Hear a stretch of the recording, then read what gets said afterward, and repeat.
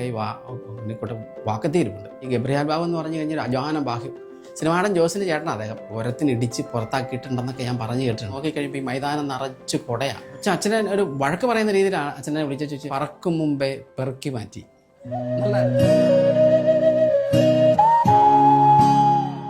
ഒരു ഫോട്ടോഗ്രാഫർ ഇങ്ങനെ ഓടി നടന്ന് ഫോട്ടോ എടുക്കുക, നല്ല പാൻറ് ഇടുക, നല്ല ഷർട്ട് ഇടുക, മേക്കപ്പ് ചെയ്യുക, മോട്ടോർ സൈക്കിളിൽ പോയി ഇറങ്ങുക, അല്ലെങ്കിൽ കാറിൽ പോയി ഇറങ്ങുക, എല്ലാവരും ഇവർക്ക് നല്ല സുഖമാണ് പണിയെന്നൊക്കെ. പക്ഷേ ഇതിനുള്ളിലുള്ള ഓരോ തിക്താനുഭവങ്ങളാണ് ഞാനിപ്പോൾ പറഞ്ഞത്. ഇങ്ങനെയുള്ള ഓരോ ദുഃഖകരമായ സംഭവങ്ങളുണ്ട് ഇതിനിടയ്ക്ക്. അങ്ങനെ ഇരിക്കുമ്പം എന്നെ ഒരു ചേട്ടൻ്റെ മോള് വിദേശത്താണ്. അപ്പം കൊച്ച് ഇവിടെ വീട്ടിൽ വല്യമ്മയും വല്യപ്പനെയായി കൊച്ചിനെ വളർക്കുന്നത്. അപ്പോഴത്തേനും അവരെ എന്നെ ഈ കൊച്ചിന് പുതിയ ഉടുപ്പ് മേടിക്കുമ്പോൾ കൊച്ചിൻ്റെ വളർച്ച, കൊച്ചിൻ്റെ ബർത്ത്ഡേ ഒക്കെ വരുമ്പോൾ അവരെന്നെ മിക്കവാറും എന്നെ വീട്ടിലോട്ട് വിളിക്കാറുണ്ട് പടം എടുക്കാനായിട്ട്. അപ്പോൾ ഒരു പുതിയ ഉടുപ്പോട് ചന്ദ്ര ഇവിടെ വരെ എന്ന് പറഞ്ഞല്ലോ, അവർ കുറച്ച് പടം എടുക്കുമെന്ന് പറഞ്ഞു. അപ്പോൾ ഉടുപ്പെല്ലാം അടിച്ചാൽ കൊച്ചിന് കുറേ പടം എടുത്ത് അവർക്ക് അയച്ചു കൊടുക്കും. അങ്ങനെ ഞാനൊരു വീട്ടിൽ സ്ഥിരമായിട്ട് പോയി ഇങ്ങനെ എടുത്തുകൊണ്ടിരുന്നു. ഒരു ദിവസം പുള്ളി എന്നോട് പറഞ്ഞു, ചന്ദ്ര ഇവിടെ വരെ എന്ന് പറഞ്ഞാൽ കുറച്ച് പടം എടുക്കണം. അപ്പം ഞാൻ എന്നാ ചെയ്യുന്നത്, ക്യാമറ എടുത്തുകൊണ്ട് വേഗം ചെന്നു. അപ്പോൾ എൻ്റെ വിചാരം ഈ കൊച്ചിൻ്റെ പടം എടുക്കാനാണെന്നല്ലേ. ഞാനവിടെ ചെന്ന് കഴിഞ്ഞിട്ടുണ്ടല്ലോ, സംഭവം വേറെ മറിഞ്ഞുപോയി. എൻ്റെ 2 കസ്റ്റമേഴ്സാണ്, അതിർത്തി തർക്കമാണ്. 2 പേരുടെ കൈ വാക്കത്തീരുമുണ്ട്. ഒന്ന് ആലോചിച്ച് നോക്കിയാൽ എൻ്റെ ഒരു അവസ്ഥ. എനിക്ക് ചങ്കടിച്ചു പോയി. എന്നാ ചെയ്യേണ്ടതെന്ന് അറിയത്തില്ല. എന്നെ സ്ഥിരമായിട്ട് പടം എടുപ്പിക്കുന്ന ഒരാളാണ് എന്നെ വിളിച്ചത്. അപ്പം കൊച്ചിൻ്റെ പടം എടുക്കാനാണെന്ന് ഓർത്താണ് ഞാൻ ചെല്ലുന്നത്. ചെന്ന് കഴിഞ്ഞപ്പോൾ തന്നെ സംഭവം ഇതാ, വകുപ്പ് മാറി. 2 പേരുടെ കൈ വാക്കത്തിരിപ്പുണ്ട്. 2 പേരുടെ അടുത്ത് കുറച്ച് ആൾക്കാർ നിൽപ്പുണ്ട്. ചിലർക്ക് കല്ലുമൊക്കെ എടുത്തോണ്ടാണ് ഇരിക്കുന്നത്. ഞാനവിടെ ചെന്നു. ഞാൻ ദൈവമേ ഇനി എന്നാ ചെയ്യുന്നത്. ഏതായാലും ഞാനൊന്നും പഠിച്ചില്ല. എന്നെ വിളിച്ച് ചേട്ടൻ്റെ അടുത്തോട്ട് ഞാൻ പോയില്ല, ഈ എതിർകക്ഷിയുടെ അടുത്തോട്ട് പോയി. എതിർകക്ഷി എന്നോട് വലിയ ഇഷ്ടമുള്ള ആളാണ്. പുള്ളിയുടെ അടുത്ത് എന്ന് വെച്ചാൽ ഞാൻ വളരെ പറഞ്ഞു, ആരാന്ന് ഞാൻ പറയുന്നില്ല കേട്ടോ, 2 വീട്ടുകാരും എല്ലാവരും അറിയുന്നവരാ. അവിടെ 2 പറഞ്ഞു, ചേട്ടാ അവരെന്നെ ഫോട്ടോ എടുക്കാൻ വിളിച്ചതാണ്, ചേട്ടൻ ഒന്നും വിചാരിക്കരുത് കേട്ടോ. ഞാനിവിടെ വന്നു കഴിഞ്ഞപ്പോഴായി രംഗം എന്നാന്ന് മനസ്സിലാകുന്നത്, അതുകൊണ്ട് എന്നോടൊന്നും വിചാരിക്കരുത്, ഞാൻ കുറച്ച് പടം എടുക്കുമെന്ന് പറഞ്ഞു. അതിനാണ് നീ പടം എടുത്തോളാൻ പറഞ്ഞു പുള്ളി എന്നോട്. അന്നേരം പുള്ളി എന്നോട് പറയാണേ, നീ ഒരു കാര്യം ചെയ്യേ, ഞങ്ങളെ കൂടെ കുറേ പടം എടുത്തേക്കാൻ പറഞ്ഞു. അങ്ങനെ ഞാൻ തന്ത്രപരമായിട്ടാണ് രക്ഷപ്പെട്ടു. ഇങ്ങനെയുള്ള ചില അവസരങ്ങളിൽ നമ്മൾ ആത്മസംയമനം പാലിച്ച് ഇത് കൈകാര്യം ചെയ്തില്ലെങ്കിൽ അടി എവിടുന്ന് കിട്ടിയെന്ന് പറയാം. ഈ കളർ ഫോട്ടോ വരുന്നതിൻ്റെ മുമ്പ് ബ്ലാക്ക് ആൻഡ് വൈറ്റ് ആയിരുന്നു ഞാൻ പറഞ്ഞല്ലോ. അപ്പോൾ ഈ ബ്ലാക്ക് ആൻഡ് വൈറ്റിനകത്തൊരു കളർ കയറ്റുന്നൊരു ചെറിയ പരിപാടിയുണ്ട്. സെപ്യ ടോൺ ചെയ്യാന്ന് പറയുന്നത്. സെപ്യ ടോൺ ചെയ്യാന്ന് പറയുന്നൊരു പരിപാടി. ഒരു ബ്രൗൺ ടോൺ ആയിരിക്കും പടത്തിന്, ഒരു ഈസ്റ്റ്മാൻ കളർ പോലെ ഇരിക്കും. അത് ചെയ്യുന്നത് എങ്ങനെയാണെന്ന് ചോദിച്ചാൽ, അതുപോലെ പെരിസിനൈഡ് എന്ന് പറഞ്ഞൊരു കെമിക്കലുണ്ട്, അതിനകത്ത് നമ്മൾ റെഡ്യൂസ് ചെയ്തെടുക്കും പടം. അത് കഴിച്ച് നമ്മൾ ഡെവലപ്പ് ചെയ്തെടുക്കും. ഡെവലപ്പ് ചെയ്ത് കഴിച്ച് ഈ പെരിസിനൈഡിനകത്ത് കയറ്റിച്ച് പിന്നെ നമ്മൾ ഡെവലപ്പ് ചെയ്ത് ഹൈപ്പോയിൽ എടുക്കുമ്പോൾ ഈ കളർ വരും, ഈസ്റ്റ്മാൻ കളർ പോലെ ഒരു കളർ വരും. അന്ന് അങ്ങനെ ഞങ്ങൾ കളർ ഫോട്ടോ പോലെ സെപ്യ ടോൺ ചെയ്ത് കൊടുക്കാറുണ്ടായിരുന്നു. പിന്നെ ഞാനൊക്കെ ചെയ്യുന്ന വേറൊരു വലിയ പരിപാടി ഉണ്ടായിരുന്നു. ട്രാൻസ്പെറൻറ്റ് കളർ കിട്ടുമായിരുന്നു, പേപ്പർ കളർ. ആ കളർ മേടിച്ചിട്ട് ലിക്വിഡ് ചേർത്തിട്ട് കളർ ടോൺ എന്നാൽ നമ്മുടെ സ്കിന്നിൻ്റെ എങ്ങനെയുള്ള കറുത്ത ആളാണത് വെളുത്ത ആളാണത് അതിൻ്റെ സ്കിന്നിൻ്റെ ടോൺ മിക്സ് ചെയ്തെടുക്കും. എന്നിട്ട് ഈ ഫോട്ടോയെ നമ്മൾ കളർ ചെയ്യും. ഫോട്ടോയെ കളർ ചെയ്തിട്ട് കളർ കൂട്ടി ഫിനിഷ് ചെയ്യും. കളർ കൂട്ടി ഫിനിഷ് ചെയ്തിട്ട് ഈ ആൽബത്തിൻ്റെ ഫ്രണ്ടിൽ ഒരു 2-3 കളർ ഫോട്ടോ അങ്ങ് വെക്കും. അപ്പോൾ അങ്ങനെ വെക്കുന്ന സ്റ്റുഡിയോക്കാർ വളരെ കുറവാണ്. അതിങ്ങനെ കളർ ചെയ്യാൻ അറിയാവുന്നവരെ വെക്കുള്ളൂ. അപ്പം നമുക്ക് ഓപ്പോസിറ്റ് വരുന്നവരിപ്പോൾ എത്ര വലിയ ഉന്നതന്മാരായ ഫോട്ടോഗ്രാഫർ ആണെങ്കിലും നമ്മൾ ഒരു 2-3 പടം ഇതുപോലെ പ്രധാനപ്പെട്ട കുറച്ച് പടം കളർ ചെയ്ത് ആ ഫസ്റ്റ് പേജ് അങ്ങ് വെച്ച് കഴിയുമ്പോഴത്തേനുണ്ടല്ലോ നമ്മുടെ ആൽബം അവിടെ ഹൈലൈറ്റ് ആയി. അങ്ങനെയൊക്കെ ചില കാലഘട്ടങ്ങളുണ്ടായിരുന്നു. അപ്പോൾ ഞാനങ്ങനെ നന്നായിട്ട് കളർ ചെയ്ത് കൊടുക്കുമായിരുന്നു ഫോട്ടോ. അങ്ങനെ ഞാൻ ആദ്യമായിട്ട് കളർ ചെയ്ത് കൊടുത്തൊരു പടം കാണങ്കാലിലെ ഒരു വീട്ടിൽ ആ ചേട്ടൻ മരിച്ചു കേട്ടോ കുറച്ച് നാൾ മുമ്പ്. പുള്ളിക്കാരൻ്റെ കല്യാണം എറണാകുളത്ത് വെച്ചാൽ അപ്പം ഞാൻ കൊച്ചല്ലേ, ഞാനും എൻ്റെ കൂടെ ഒരാളും കൂടെ പോകുന്നത്. ഞങ്ങളൊരു എറണാകുളത്ത് പോയി വർക്കെടുത്ത് കഴിഞ്ഞപ്പോഴത്തേനും അവിടെ ഗബ്രിയാൽ ബാബു എന്ന് പറഞ്ഞൊരു ആളാണ് ഓപ്പോസിറ്റ് വരുന്നത്. ഈ ഗബ്രിയാൽ ബാബു എന്ന് പറഞ്ഞു കഴിഞ്ഞാൽ അജാന ബാഹ്യം. പുള്ളിയുടെ കയ്യിൽ ഒരു ക്യാമറ ഇരുന്ന ഒരു തീപ്പെട്ടി ഇരിക്കുന്നവർ തോന്നുന്നു, അത്ര മുഴുത്ത മനസ്സാണ്. സിനിമാടൻ ജോസിൻ്റെ ചേട്ടനാണ് അദ്ദേഹം. അപ്പം പാലായിന്ന് ഞാൻ പറഞ്ഞു കേട്ടിട്ടുണ്ട്, ഈ ഗബ്രിയേൽ ബാബു കൂടെ ഓപ്പോസിറ്റ് അന്ന് സംഘടനയൊന്നുമില്ലല്ലോ. അപ്പോൾ ഈ ഓപ്പോസിറ്റ് വരുന്ന ആളുകളെ എങ്ങനെയാലും തള്ളി പുറത്താക്കാൻ, അല്ലെ അവർക്ക് എന്തെങ്കിലും ഡിസ്റ്റർബൻസ് ഉണ്ടാക്കിയിട്ട് പടം എടുപ്പിക്കാതെ നോക്കുന്നൊരു കാലഘട്ടമാണ്. അപ്പം അവിടെ ചെന്നപ്പോഴത്തേനും ഇതായി ഗബ്രിയേൽ ബാബു എന്ന് എല്ലാവരും എന്നോട് പറഞ്ഞു. അപ്പം നോക്കുമ്പോൾ വലിയൊരു മനുഷ്യൻ താടിയെല്ലാം വെച്ച്, ആ പുള്ളിയുടെ മുട്ടപ്പൊക്കെ ഉള്ളു ഞാൻ.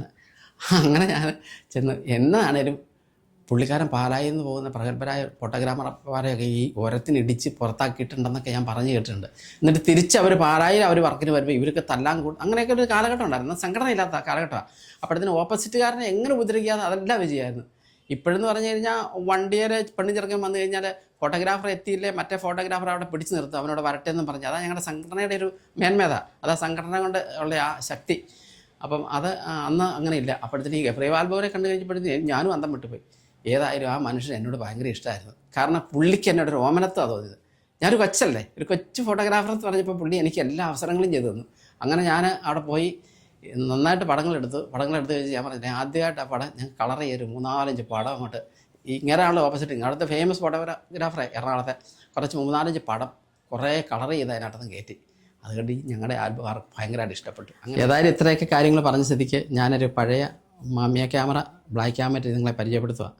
ഈ ഫോട്ടോഗ്രാഫിയുടെ 3 കാലഘട്ടങ്ങളിലൂടെ എനിക്ക് കടന്നു പോകാൻ പറ്റിയത് തന്നെ ഒരു വലിയ ഭാഗ്യമായിട്ട് ഞാൻ കരുതുക. അന്നത്തെ കാലത്ത് എല്ലാവരും യാഷിക്ക 124G എന്ന് പറയുന്ന ക്യാമറ ജപ്പാൻ മെയ്ഡ് ഇൻ ജപ്പാനാണ് ഉപയോഗിച്ചുകൊണ്ടിരുന്ന കാലത്ത് എനിക്ക് ഇത് ചുരുക്കം ചിലരുടെ കൈ മാത്രമുള്ളൊരു ക്യാമറയാണ്.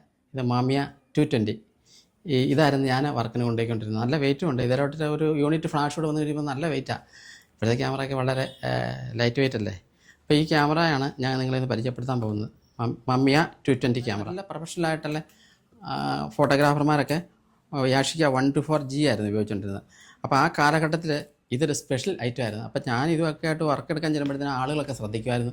അപ്പോൾ വേറെ ഫോട്ടോഗ്രാഫർമാരൊന്നും ചോദിക്കും ക്യാമറ ഇവിടുന്ന് അങ്ങനെ ഏതായാലും ഇങ്ങനെ അതിൻ്റെ ഉപയോഗം കാര്യങ്ങളൊക്കെ. അപ്പോൾ ഞാൻ അവരോടൊക്കെ ഇങ്ങനെ പറഞ്ഞു കൊടുക്കായിരുന്നു. ചുരുക്കം ചിലരുടെ കൈ മാത്രമേ ഞാൻ ഇത് കണ്ടിട്ടുള്ളൂ. ബാക്കി എല്ലാവരും യാഷിക്ക 124G ആയിരുന്നു ഉപയോഗിച്ചുകൊണ്ടിരുന്നത്. ഈ ക്യാമറയുടെ പ്രത്യേകത എന്ന് പറഞ്ഞാൽ ഇത് 3-4 തരത്തിൽ പടം എടുക്കുന്നുണ്ട്. വില്യൂസേല അത് വർക്ക് ചെയ്യുന്നത്. ഈ ലെൻസ് നമ്മൾ സൂം ചെയ്ത് ക്ലോസ് ചെയ്യണമെങ്കിൽ ഇങ്ങനെ വില്യൂസെൽ ഇങ്ങനെ തള്ളി വരും. അപ്പോൾ ഈ ക്യാമറ അന്ന് ഞാൻ ഉപയോഗിച്ചിട്ടുണ്ടെങ്കിൽ നല്ലൊരു ക്യാമറ ആയിരിക്കും. ഈ ക്യാമറയുടെ പ്രത്യേകത എന്ന് പറഞ്ഞാൽ നമുക്ക് 2-3 സൈസിൽ പടം എടുക്കാം. ഇതിനകത്ത് ഗ്രൗണ്ട് ഗ്ലാസ് ഉണ്ട്. ഈ ഗ്രൗണ്ട് ഗ്ലാസ്സിനകത്ത് നമുക്ക് ഇമേജ് നോക്കി ഫോക്കസ് ചെയ്ത് പടം എടുക്കാം. അതുകൂടാതെ ഇത് മാഗ്നിഫൈയിങ് ഗ്ലാസ്സാണ്. നമുക്കിങ്ങനെ കണ്ണിലേക്ക് ചേർത്ത് വെച്ച് ഇങ്ങനെ പിടിച്ച് പടം എടുക്കാം. അപ്പോഴത്തേക്കും നമുക്ക് കുറേ കൂടെ സൂമായിട്ട് കാണാൻ പറ്റും. ഇത് കൂടാതെ ഫംഗ്ഷനൊക്കെ ഓടി നടന്ന് നമ്മൾ പടം എടുക്കുമ്പം ഇതിനകത്തൊരു ഫ്ലാപ്പുണ്ട്. ഇതിങ്ങനെ അടച്ചങ്ങ് വെക്കണം. ഐ ലെവലിൽ പടം എടുക്കുക. ഇങ്ങനെ നോക്കിക്കൊണ്ട് ഇതാണ് ഐ ലെവൽ. ഈ ലെൻസ് ഇങ്ങനെ ഊരിയെടുക്കാം. ഈ ലെൻസ് നമുക്ക് ഇങ്ങനെ ഊരിയെടുക്കാം. അതുകൊണ്ടാ ലെൻസ് ഊരിയെടുത്തിട്ട് നമുക്ക് അത്യാവശ്യം ഇതിൻ്റെ പൊടികളൊക്കെ നമുക്കിതിനെ തുടച്ചിട്ട് ഇതേപോലെ ഇങ്ങോട്ട് വെക്കാം. ഇതുണ്ട്. ഇപ്പോഴും ഇവൻ്റെ ഷട്ടർ അടിക്കുന്ന സൗണ്ട് കേട്ടോ. ഉണ്ടോ? പുതിയ ക്യാമറയുടെ ഷട്ടർ അടിക്കുന്ന സ്വരമല്ലേ ഇതിന്. അതാണ് ഇത് ജപ്പാൻ നിർമ്മിതിയായത്. അന്നത്തെ ഏറ്റവും വില കൂടിയൊരു ക്യാമറ ഇത്. കുഞ്ഞച്ഛൻ്റെ തിരുനാളൊക്കെ ഫോട്ടോ കവർ ചെയ്യുന്ന കാര്യം ഞാൻ നേരത്തെ പറഞ്ഞായിരുന്നല്ലോ. ഒരു ചെറിയൊരു സംഭവമുണ്ട്. ഒരു പ്രാവശ്യം കുഞ്ഞച്ഛൻ്റെ തിരുനാൾ ഇങ്ങനെ നടക്കും. അന്നൊക്കെ എന്ന് പറഞ്ഞു കഴിഞ്ഞാൽ ലൈൻ വരച്ചിട്ട് കുമ്മായം കൊണ്ട് ഇങ്ങനെ ലൈൻ വരച്ച് കഴിഞ്ഞിട്ട് ഈ ലൈനെ കൂടെ ആളുകളെ ഇരുത്തിയിട്ടാണ് ശ്രാദ്ധസദ്യ വിളമ്പി കൊടുത്തുകൊണ്ടിരിക്കുന്നത്. അപ്പോഴത്തേനും ഗ്രൗണ്ട് നിറച്ച ആളുകൾ, മൈതാനം നിറച്ച ആളായിരിക്കും. അങ്ങനെ ശ്രാദ്ധം ഇങ്ങനെ വിളമ്പിക്കൊണ്ടിരുന്നതിനിടയ്ക്ക് പെട്ടെന്നൊരു ചെറിയൊരു മഴ വന്നപ്പോഴത്തേനും എല്ലാവരും എഴുന്നേറ്റ് നിന്നിട്ട് എല്ലാവരും കുട നൂർത്തങ്ങ് പിടിച്ചു. അപ്പോഴത്തേനും നോക്കിക്കഴിയുമ്പോൾ ഈ മൈതാനം നിറച്ച് കുടയാണ്. വെളിമൈതാനം നിറച്ച് കുടയാണ്. അങ്ങനത്തെ ഈ കുടയുടെ ഒരു പടം ഞാൻ എടുത്തു. അത് കഴിച്ച് പ്രിൻ്റ് എടുക്കാനായിട്ട് ഞാൻ ഒരു ലാബിൽ കൊടുത്തു കഴിച്ച് എനിക്ക് പ്രിൻ്റ് അടിച്ച് കിട്ടുകയും ചെയ്തു. ഞാനത് അച്ഛന് കൊടുക്കുകയും ചെയ്തു. പക്ഷേ ഒരു വലിയ സംഭവം ഉണ്ടായി. അടുത്ത ഞായറാഴ്ചത്തെ സപ്ലിമെൻറ്റിനകത്ത് ഒരു പടം വരിക. അതിനകത്ത് ഇങ്ങനെ എഴുതിക്കുക, സെൻറ്റ് ജോർജ് കുടകൾ, ലോകത്തിലെ ഏറ്റവും കൂടുതൽ വിൽപ്പനയുള്ള കുടകൾ, സെൻറ്റ് ജോർജ് കുടകൾ എന്ന് പറഞ്ഞൊരു പരസ്യം വരിക. അപ്പം ഞാനെടുത്ത പടമാണല്ലോ ഇത്. ഉടനെ മാതാത്തച്ഛൻ അത് കണ്ടു. അച്ഛൻ അച്ഛൻ എന്നെ വിളിച്ചു. അച്ഛനെ ഒരു വഴക്ക് പറയുന്ന രീതിയിലാണ് അച്ഛനെ വിളിച്ചു. ചോദിച്ചു, എന്തിനാ എൻ്റെ അനുവാദം കൂടാതെ പടം കൊടുത്തെന്ന് ചോദിച്ചു പത്രക്കാർക്ക്. ഞാൻ പറഞ്ഞു, അച്ഛാ ഞാൻ കൊടുത്തിട്ടില്ല. പിന്നെ എന്നാ ഇങ്ങനെ സംഭവിച്ചത് നോക്കിയാൽ പരസ്യം എന്നേക്കുന്നത് കണ്ടോന്ന് ചോദിച്ചു. ഞാൻ പറഞ്ഞു, ഞാനത് കണ്ടു, ഞാൻ അച്ഛനെ വിളിക്കാനിരിക്കുമായിരുന്നു പറഞ്ഞു. അപ്പോൾ അച്ഛനോട് ഞാൻ എൻ്റെ സത്യാവസ്ഥ പറഞ്ഞു. അച്ഛാ ഞാനത് ലാബിൽ പ്രിൻ്റ് അടിക്കാൻ കൊടുത്തു. കളർ ഫോട്ടോ എടുക്കുന്ന ലാബിലാണല്ലോ. അപ്പോൾ അവിടെ നിന്ന് ആരോ അഡ്വർടൈസ്മെൻറ്റ് കമ്പനിക്കാരോ വന്ന് അടിച്ചു മാറ്റിയതാ, അങ്ങനെ പറ്റിപ്പോയതാ അച്ഛാന്ന് പറഞ്ഞു. അല്ല ഞാൻ അതിനകത്തൊന്നും ആളല്ലെന്ന് പറഞ്ഞു. ഉടനെ അച്ഛൻ പ്രസിലേക്ക് വിളിച്ചു.